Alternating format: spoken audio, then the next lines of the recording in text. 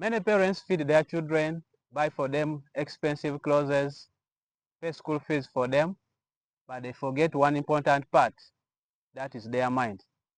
So in today's video, I'm going to show you how to raise children mentally, physically, and spiritually.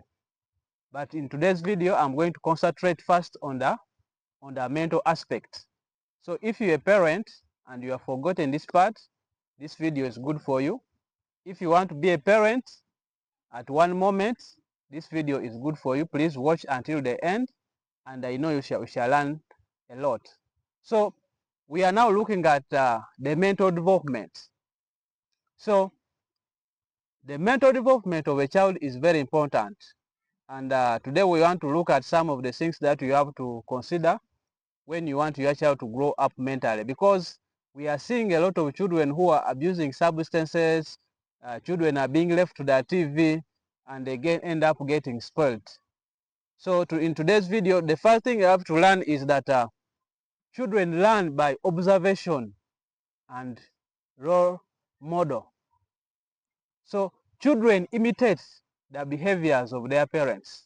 They take them as their role models. So what does that mean?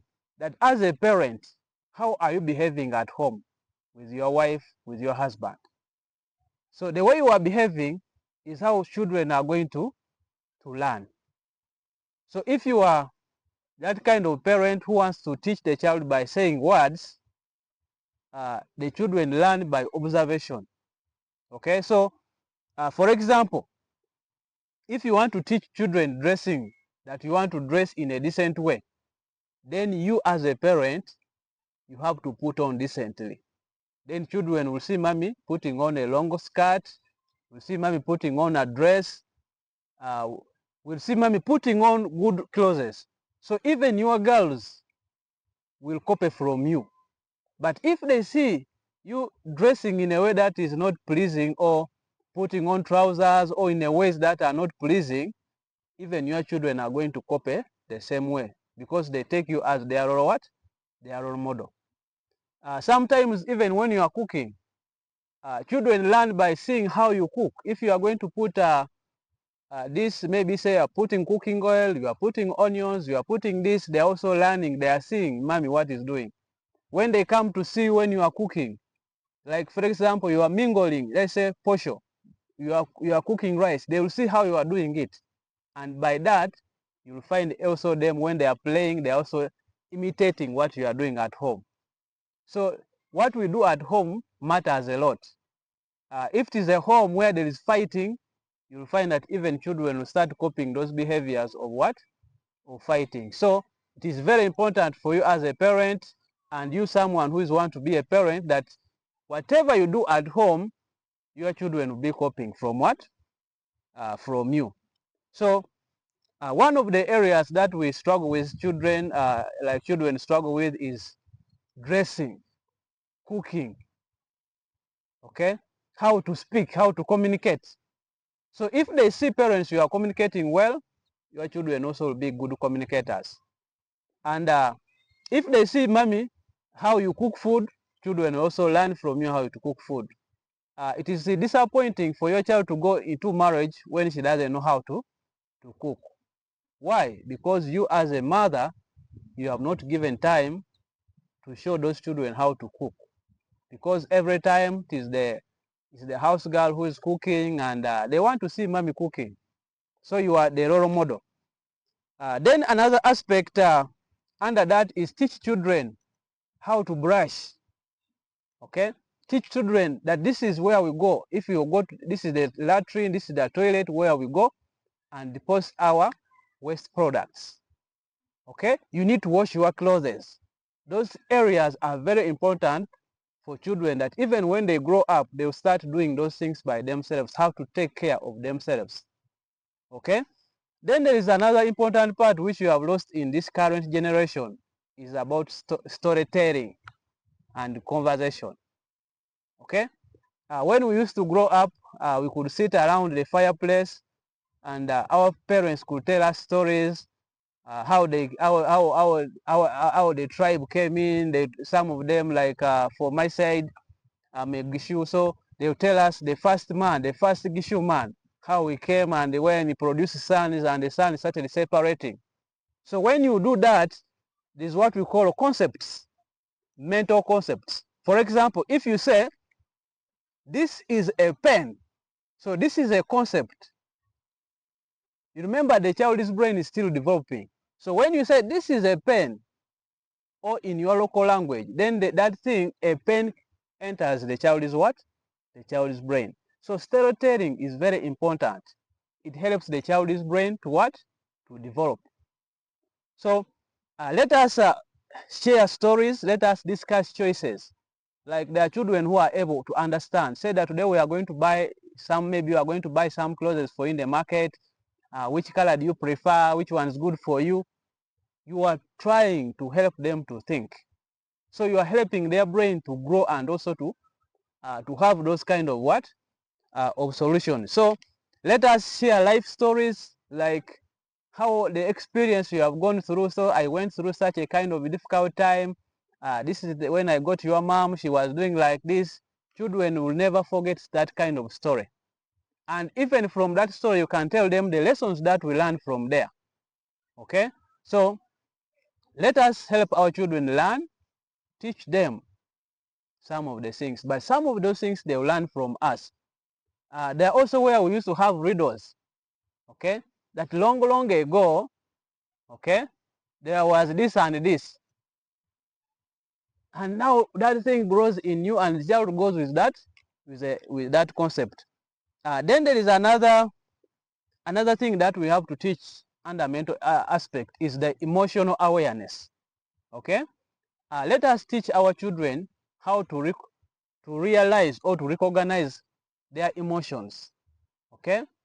How to understand their emotions. That if they are annoyed, they should know that, okay, I am annoyed, and also know how to express them. Okay? Know how to control their what? Their emotions. So, like for example, I like in the Western culture, if a child is annoyed, will tell you, I am annoyed. Okay? And when he tells you that, you just know that the man is annoyed. He doesn't want to what? To play. So that aspect, teach your child that when he's happy, he knows, okay, I am happy. And if I'm annoyed, how can I control my behavior? Should I go ahead and abuse people? No. Okay? So let us work on that area. Help children to recognize, express their emotion. If you want something, you say, I want this. If you are annoyed, you can say, Mommy, I'm not okay. I feel I'm annoyed, and I want to first be what? Alone. So you are teaching your child how to manage what? Emotions.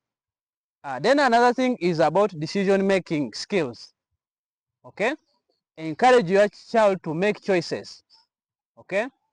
For example, when it comes to going to school, you say you want to go to this school, okay? But when you look at the school, there's a lot. They pay a lot of school fees. Then you go to another one. It is near, but they pay a little what? The money, the school fees, it is affordable. So you can sit with the child and discuss with the child. Okay, you want to go to a school where they are paying 2 million, but me as your dad, I can afford what? 500,000. Okay, so let them know the consequences, that now I am going to a school which is expensive, but if in case that the mother may not afford that money, then I may drop out. I may not continue what?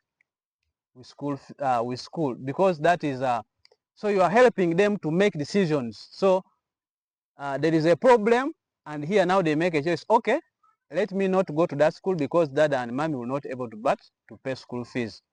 Then another thing is learning from mistakes.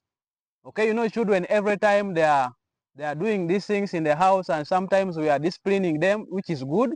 So you should discipline your children, but we should not discipline them when we are angry.